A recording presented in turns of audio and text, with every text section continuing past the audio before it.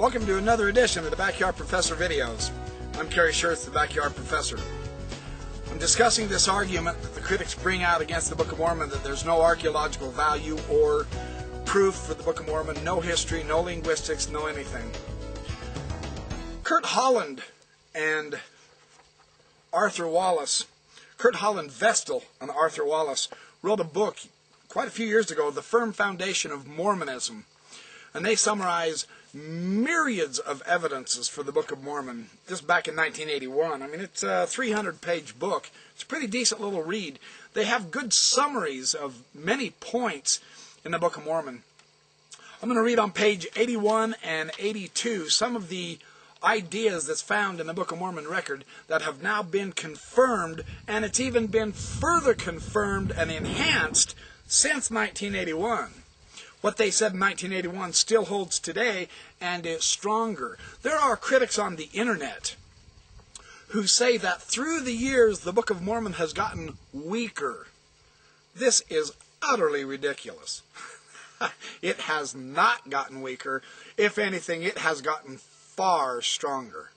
If the Book of Mormon's gotten weaker, there's no way that year after year after year we could see 400- and 500-page books being produced about the Book of Mormon record. Nor would we have seen the rise of the Journal of Book of Mormon Studies. It has dozens of issues now. It's been going on for stronger than a decade now, and there's no end in sight. More is being discovered all the time through scholarship. On page 81 they say, in the Arabian desert, Book of Mormon parties hunted with bows, arrows, stones, and slings. It has been recently found that these were the hunting weapons of the early Hebrews, who never used the usual weapons of their neighbors, the sword, the lance, the javelin, and the club. The Hebrew bows were quite often made of metal, as was Nephi's. Things looked dark for Lehi's group in the desert when Nephi broke his steel bow. To replace the broken bow of steel, Nephi made a bow of wood, an achievement of which he was proud. We see that in 1 Nephi 16. If this story were a fable, imagine all the things that could be thought out and correlated to make it sound real. Nephi's incident occurred in the neighborhood of the mountains Jassim and Azd, A-Z-D is how they spell this, where knobwood was used by the Arabs for bows. So there was wood available in those mountains, the knobwood, and the Arabs did use that wood to make bows. It's very interesting. Nephi made his bow out of wood. The chances of producing a story as this by guesswork are extremely remote. Nephi tells us again and again and again that his father dwelt in a tent. They're summarizing Hugh Nibley's materials in his book, An Approach to the Book of Mormon. To the Oriental, the statement is of great importance. Persons of distinction in the East were known to spend part of their time in tents, and all this does is emphasize their importance. They are the sheik, they are the leader, the head clan chief. That chief dwells in a tent. Lehi's tent was the headquarters for the group. Here, council meetings and other important activities were held. Nephi's invitation to Zoram to come down with them so that he might have place with us. This is a beautiful Arabian idiom. Modern scholars say the ancient Hebrew family was a peculiar organization, self-sufficient and impatient of any authority beyond its own. They further say that this can still be observed among the Bedouins of today in Arabia. Lehi's family in the Book of Mormon definitely conforms to this. The Book of Mormon shows the sheik, Lehi, who was leading his family and people by personal eloquent persuasion rather than by ruling. His complaining sons, Laman and Lemuel, followed along in a typical Bedouin fashion. They were disobedient and menacing. One scholar reports that it's common of the Bedouin for mothers and sons to stick together in an argument with the father.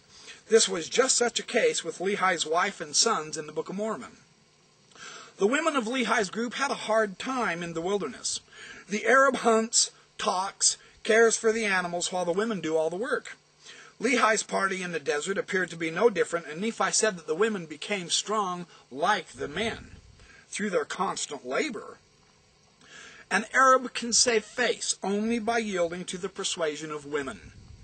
the Book of Mormon precisely and meticulously in detail casually mentions that Nephi's life on one occasion was spared by the brothers because of an intervention by one of the daughters of Ishmael, her mother, and her brother. That is very interesting, isn't it? It's been recently shown that old Hebrew mourning customs were those of the desert. The women did the mourning. Likewise, in the Book of Mormon, when Ishmael died out in the desert, the women did the mourning. The 8 years necessary for Lehi's colony to cross Arabia fits properly into the methods and the habits of travel by desert people. Evidence indicates that Lehi's colony traveled only by camel.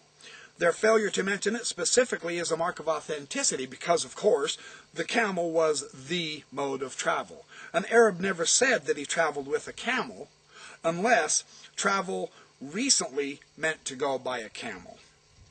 No mention was made of Lehi's group encountering other parties because they specifically avoided those parties. It was prudent behavior, according to the ancient custom, to avoid such, since travel involved trespassing most or all of the way.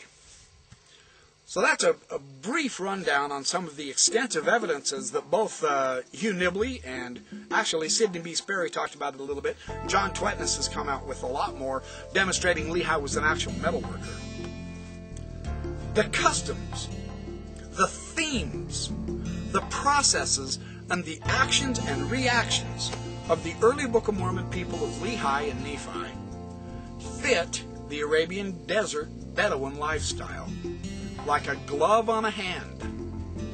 This argument that the Book of Mormon has no archaeology, no historical verity, no fundamental reality, this argument is simply false.